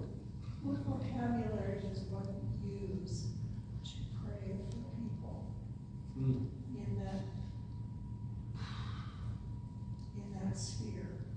Yeah. What do we say in our prayers? Well, we say, Lord, have mercy all the time for everything, first of all. Yes. Lord Jesus Christ, have mercy. And you can have a list, you know, like, see this big notebook? You should have a notebook like that. How many people have you known in your life? Would it fit in that? Living, departed, Orthodox, non-Orthodox, you know. It's a good idea to do the prayer for them at least once a week. You know, like all the names of all the people you've ever known. And then, what if you don't know them? All the people in Israel, like all the people in Palestine. Like, I don't know if it happened to you. People, they just want to test us all the time. They say, well, how can you say that you're the true church?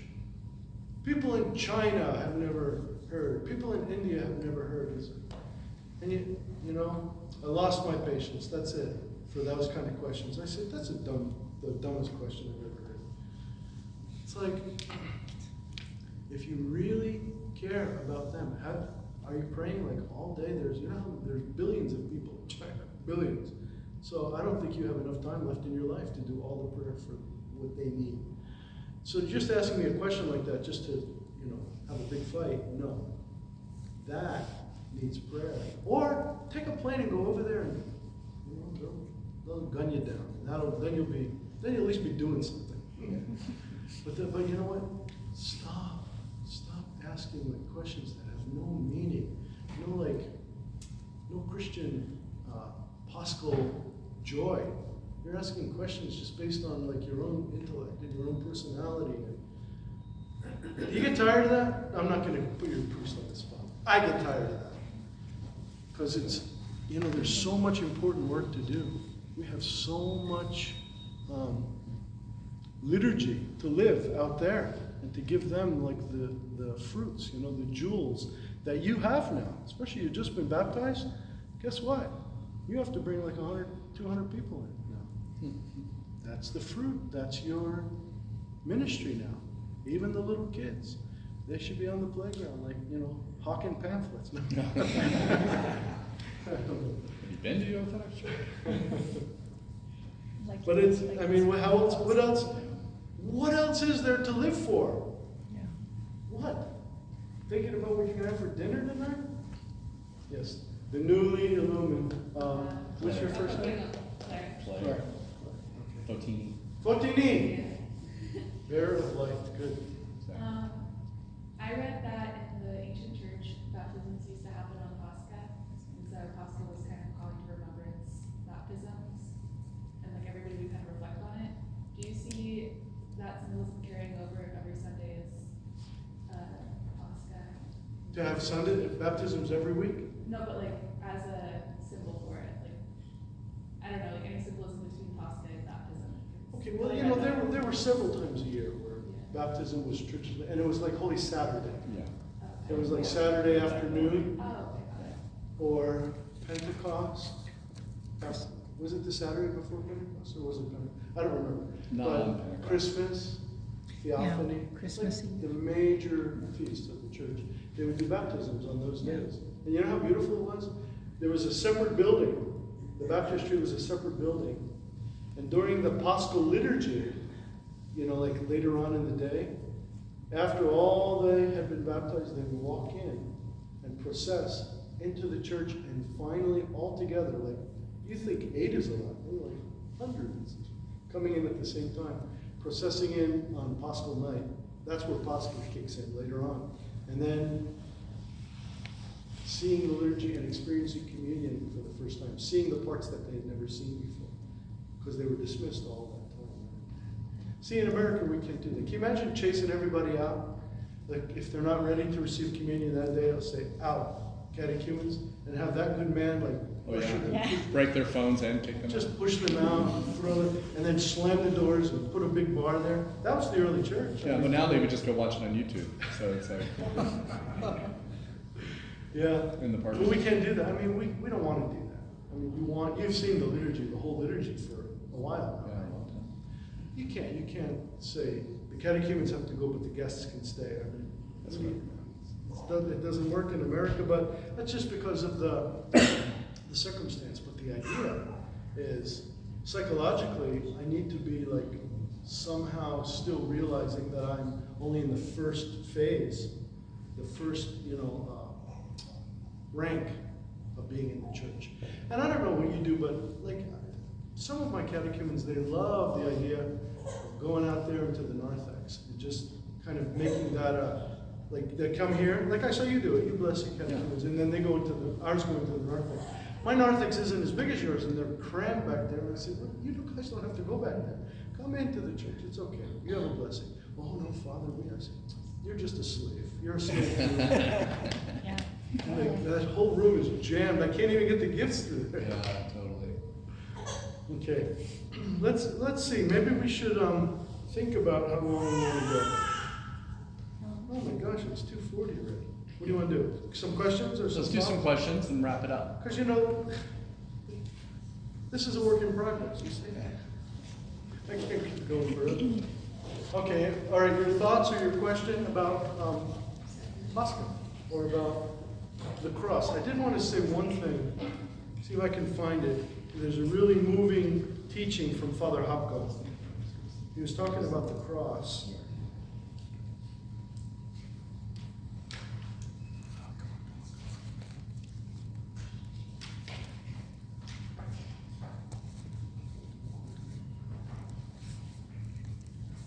Yeah. So, St. John Chrysostom says, people say, why doesn't God do something? Right? And you've said it yourself. I know a lot of people have said, like, things happen, say, why doesn't God do something? And he says, what do you want him to do? He creates, he becomes man, he suffers, and ultimately gives his life on the cross. What more is there for him to do? He's done it all. On the cross, he says, it is fulfilled. It is completed, his work. You just scratch out of my gospel, finished. It's not finished. It's completed. It's fulfilled, right? There's nothing more for him to do. Yes, he rises from the dead and he ascends to the Father, but those are simply a fulfillment of what's accomplished on the Holy Cross. Some of the fathers even say that the ultimate fulfillment of Christ's teaching, his love made incarnate, the most eloquent sermon or teaching of the Lord, is given in silence as he hangs on the cross, dead. It is fulfilled. There's nothing to say. We simply gaze and experience Christ crucified. And this has meaning for everything happening in our life. When we're trying to solve every problem with so many words, instead of just standing like with tears before the cross of Christ and finding an answer there. And you will find answers there, and in the empty tomb together. You know, I don't know about here. We talk a lot about one of the pervasive conditions, sins of the church. And it's too much talk, it's too much gossip. All the time, gossip. Like I'll sneak up on people in the coffee hour and I'll say, what are you talking about? And they'll say, oh, nothing, Father. Because they know they're saying something goofy. Stop. We just had the holy mysteries, right? Christ's silence is so profound as he gives up the spirit and hangs lifeless on the cross. We need to stand before the cross in total silence in order to hear, in order to experience the Word of God. If we cannot be quiet, you can never penetrate the deep mystery of God. You can never find that deep mystery of that gospel on Paschal if you can't be still in your own soul. We can't know God any other way. You won't know him like by hearing some teachings about him. This is the doorway. His ultimate language of silence meets the silence within us. We're talking about God. Talking about God. Then, after that, it becomes so much blah, blah, blah, blah, blah, because you've experienced the inner silence. And you've experienced the crucified Christ, not alive in the flesh, until he rises from the dead. That's why Lent is such a time, such a beautiful time to be quiet and to hear God speak, not with morbidity, but with that joy that we're talking about. Like there's this pulsating joy, but at the same time, I have to be in that quiet place. Not dark, not, like I said, not morbid, but still and reflective, for sure. And we need to take time to do that. It just doesn't happen. You have to want to do that. Find your quiet places. Now I'm going to say something St. Ambrose says. He says, you must teach the priests how to be silent. Do you ever get that feeling? Like you're standing here and you say, what in the world am I doing? I should just be quiet. I'm talking and talking. Not you, but me. Me. Talking. They all know. Talking. The Desert Fathers, he quotes the Desert Fathers who say that he who cannot be silent must never speak because nothing to say. Nothing to say. There's no well to go to. Do you ever meet a person who all they do is talk every time you see them? Like talk. And you say, oh my gosh, here they come, close the door. There's nothing, they're not giving anything. And you just, I'm already sinning, thinking about it. Instead, everybody has to learn can you just be quiet for a couple of days and then maybe you'll have a sentence to say. Exactly. Silence, letting the Word of God, Christ, dwell in us. You know, I'll tell you, do I have time for a story? Yeah, of course. Too many stories. I took my daughter to Greece, Tatiana. So like I took Max to Romania, I took her to Greece. And then I ran out of steam, I guess. But we went to the island of Evia. It's a big island. Then you can get there by land. And somebody just picked us up. They saw us at the monastery and they said, what are you doing? I said, we don't know. We're just on pilgrimage, walking around in circles. And I said, but we do want to go to St. John the Russian, who's up in Evia. No, and she said, okay, get in. I'll take you there. She drove us like hours to Evia. And so we get to this little church in Prokopi. And when you go into the church, let's see, coming into the church, St. John the Russian is back over in this area, right? And he's in a small casket because the Turks burned him because everybody was having miraculous healings and the Turks didn't want that, and they made him in a little small, the Greeks made him a little small cabinet, coffin. And there's legs on the bottom of it, so you can go under there. So I gave her, my daughter, the Life of St. John the Russian to read. And she read it in the car on the way up. And then you go in, you know how it is. You go on to a church, you venerate the icons. Well, we venerated the relics. Then we walk in, and I'm venerating the icons, around. And my daughter's nowhere to be found. I did it all around, and I go back, and there she is lying underneath the tomb of St. John the Russian, like in a puddle of tears, like sobbing. And she had some struggles, She was 16, had a few struggles. And gosh, and after that, man, things really changed. She became, like, at that time, super Orthodox. Like, she was more Orthodox than me. It was really awesome. Although, sometimes she would go out with these guys who were not Orthodox, and then come back, like, in about 20 minutes. I said, wow, they're making the movies a lot shorter these days. And she said, no, I could never be with him. I said, what? Did he hurt you? What's going on? She said, no. I asked him if he would ever consider being Orthodox, and he said, maybe. What is it? And she said, take me home. I said, no, you gotta let it go a few more days. So, it happened not from my words. They get in the way.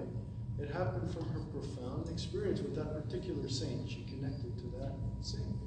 And that's only can be done in a matrix of silence. It has to be in a place of noetic connection. Communion, like you'll have tomorrow, you don't have to say a word. When you come up and receive the body and blood of Christ, you don't have to say a word. You just have to receive noetically what's happening. Some people try to say amen. Amen. I said, shh. Are you ready? Body, the servant of God. Amen. No amen needed. It's beyond amen. It's beyond your consent is your willingness to sacrifice everything and walk down that aisle and take the risk that you're not worthy and you fall over. So be worthy, be ready. Okay. Well, I'm getting a little tired, but what do you want? Do you want a chair? No, do we need a question? Or We need some. see if there's a question. And We then... need some interaction. Who's one of you? Oh, wait a minute. You know what? I have to sit down. If you're gonna ask me a question. She has this effect on all our... She's great. She's the best. Okay, Yeah. now I totally forgot what I was gonna say. No. Well, I just learned that because when you go to receive communion, the priest says the same prayer for you, right? So I always do say amen. I guess I won't be doing that anymore. Because doesn't the priest say amen at the end? Yes. So let him do it. Okay. Yeah, I'm guilty of that. Sometimes my subdeacon does it. Yeah. He's kind of ambitious. He's like, amen. It's Amen. like And a I do it very quietly. And as soon as they receive it, he goes, amen. So I don't know, but it can cause an accident. That's just a practical thing. Amen. Father, At the Christmas service, the old calendar Christmas service in Safford, I think I've told you. Serbian Christmas? Russian. They aren't Serbs anymore. And was giving communion. The abbess, so there was an elderly priest there, as you know, before, and David, and he was giving communion to the nuns, and the abbess asked if I would give communion to the lay people that were there. So, he's up there with the nuns and the kind of the Stasidi and the choir, and then I came back in the middle of the church and was giving communion, and I'm like, the handmaid of God, and they kind of look at me and say their name or whatever, and one of the nuns leaned there, the nuns are holding the cloth, they lean in, and she goes, Father, don't say anything. Yeah. So even I wasn't saying anything. So not only were we not saying the handmaid of God, the servant of God receives the body and blood, for the healing of soul and body, we're just it's all in silence. It's beautiful. Yeah, I've started doing that for the last 5-10 years, just really hardly anything. So, it's fine. Noetic prayer, it's still prayer. Yeah. It's still happening. That was the question, the whole question? Well, it's just saying I learned something. Okay. Father John uses the word noetic a lot. Yeah. Well, yeah, and he uses it a lot more experience than me. To me, let's just say like quiet or inner. Because, I mean, it's noetic, obviously. It's communion, so something is happening there on a level beyond just this life. When I was visiting my brother recently in Connecticut, the priest, like I live alone and I always have the TV on, just for background noise. Well, my brother doesn't. He's very quiet household. And he said, it's in the quiet that you find the answers to all your questions. Yeah. And what do you say? There was nothing to say. It was, A he noetic was right, answer. darn it. Good. That's Yeah. good. That's good. So I'm somebody who has been guilty of saying amen because it was like, you're giving it to me and I'm accepting it, kind of like a seal. Okay, it's done, it's good, I accept. But I like what you're saying. But then there's children as well. So like my granddaughter, I was taught to make sure she hears the priest, not just receive it and then turn away real quickly. So Well, we don't want anybody to leave us while we're talking. Like, you know, I'm like, Yeah. you know, we Yeah. give it to the kid and like, I'm telling you, the spoon is being pulled as they turn. I'm like, yeah. you know, so I like sometimes, you know, you've got a squirrely kid. I like when the parents put their hands on like their shoulders. Like, you're just gonna have to stand here for 1 more second. It's not just children, you know. Well, but it's mostly children. Parent, you know, if someone leaves, I stop Maybe talking. we're I'm like, leaving you them know, on, but- receives the body and blood. All right, moving on. But Yeah. no, yeah. So Take what your is- time. What are you in a hurry for? You made it. Yeah, The okay. king comes fast. Okay. So, I mean, the real... You guys are all good. You don't mess up. The real danger is like an accident. Yeah. You don't want any. There's a very practical reason why the church does a lot of things, but also a theological. But the practical is, gosh, the worst is when an accident happens with the body and blood of Christ. It's like, Yeah. how can you live with yourself, you know? One time I had an accident. I'm not going to go into it. Yeah. But we had an accident, and I called the bishop right away. And I don't remember how long it was. It wasn't too long, a month or two. He came and I showed him, and he said, "It's okay," because it wasn't huge. It wasn't, but it could be bad. It was on the intimates. So. But then the worst, like you have carpet. What if something? You want to just be as motionless as possible. Does that make sense? Yeah. Motionless, so that's why don't we do this? Do you do this Yes. here? That's why we do that. Then you know somebody inevitably. I used to have like no, not the deacon. Who's the subdeacon that was with me this morning? Or Oh, it was, yeah. Just What's noticed that? It was me, but I'm not something. you were on this side? Yeah. And he asked if I wanted to, because sometimes I hold the cloth. I used to hold the cloth a lot until people get so close, and then inevitably somebody hit that bottom of the chalice. They made Where they this- can't see because the cloth is Yeah, blocking. and then the Come chalice up. like this, Okay. and I had to catch it all, and I had to burn that Filoni. I had to burn the whole set. Yeah. Well, I got a new set at least. Yeah. But Lord have mercy. Yeah. And she felt bad, like I think she wasn't from our parish, but I think she stayed away from the church a long time. She felt so horrible about it. So we don't want that kind of thing, you know. That's the enemy's always trying to disrupt everything Yeah. about our life, everything. And if he can disrupt communion, Yeah. then he's won. Yeah, We're and not just, gonna let him. just as a point of like order, like it's when you come up to receive, you don't need to make the sign of the cross when you're the one in front. You can do that before. Like if you're number 2, you can make the sign of the cross. But once you're coming up to the cloth, you're done making the sign of the like. Don't move. Just, Just like just take your time. I mean, honestly, a lot of you have grown with or been taught to keep your mouth open, and the priest will turn the spoon over. It is better to close your mouth on the spoon. Yeah. I mean, as far as like no accidents, like it rarely do you have a problem when someone like takes communion off the spoon like you would. Now, it's fine to receive the way you receive. So don't be like, oh, I can't believe I'm learning this after 70 years or something. You can receive as you're receiving. Like I'm content. Everything's fine, you know. And I do the same. Yeah. So I was watching your people. Yeah, some are taking it off the spoon and some you're turning over. It's fine. But just know, like, the one thing you must not do is to like make a sign of the cross or grab the cloth. Because no one has ever grabbed the cloth and put it all the way under their chin. They come up, and the deacon knows this too. You'll come up, and not all of you, there's only a couple of you that do this, and then I say something and you'll stop doing it. But they're holding the cloth, and you'll come grab it, and then there's this gap between your mouth and the cloth, and there's like nothing we can do about it. I want to like grab the back of your head and move it up, you know, which I'm not going to do, so Yeah. hands okay. off. Okay, yeah. Yeah.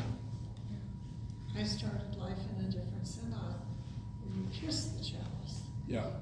We're like, oh. Yeah, if people move into kissing, I'm like, all right.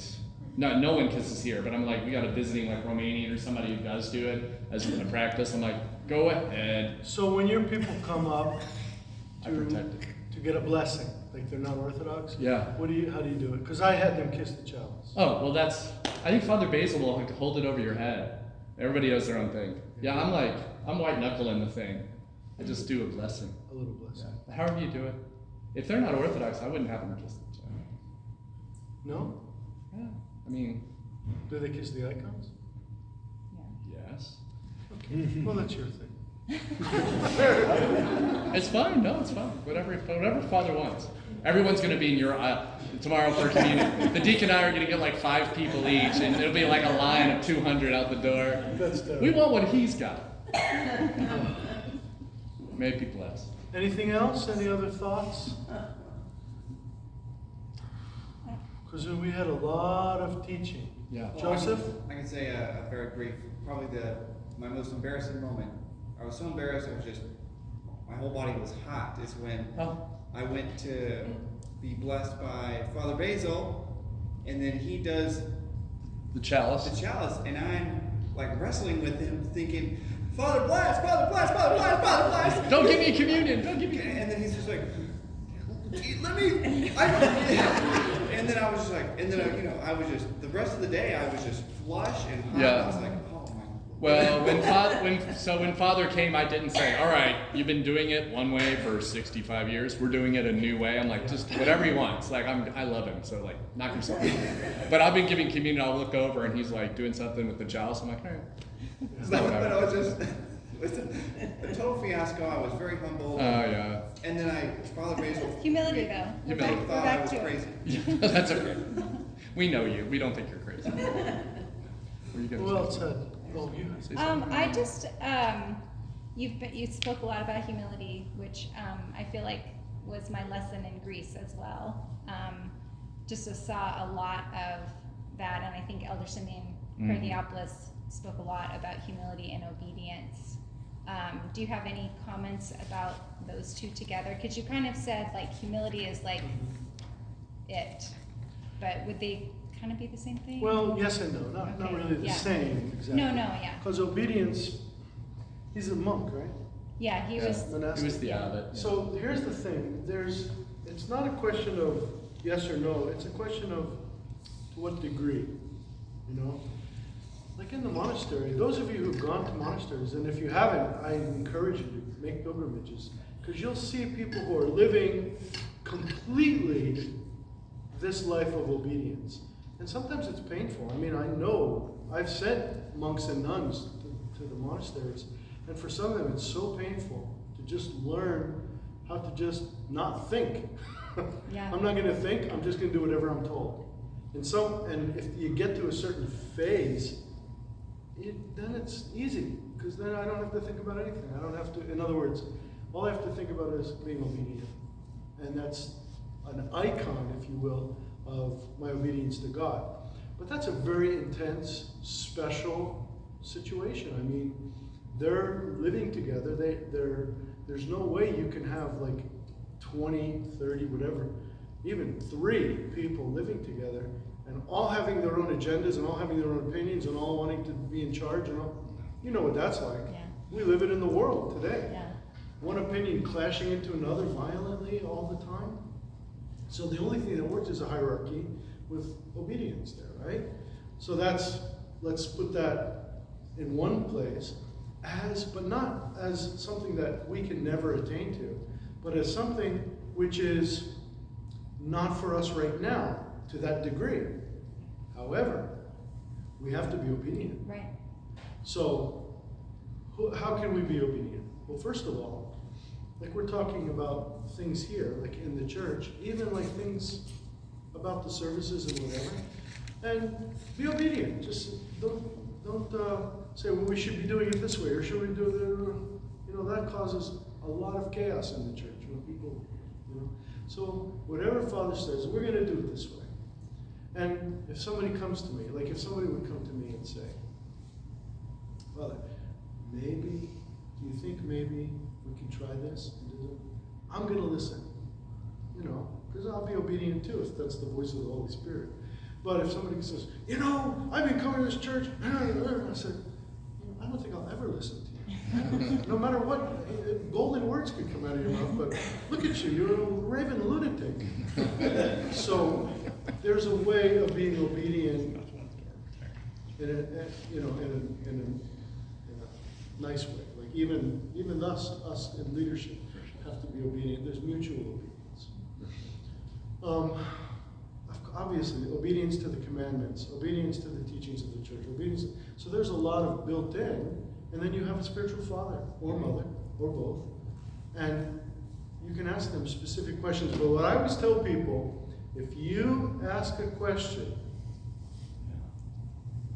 first of all, don't ask the question unless you're ready to receive the answer. And I'm not talking about necessarily from the parish priest, but even there, some things. But if you're going to go like to the monastery or like Greece and ask a question, boy, you better be ready for the answer, and you better do the answer. Because you thought you were ready. Like the rich man. That's always the gospel to use for that. The rich man who said, what must I do to gain eternal life? And he gave him all that.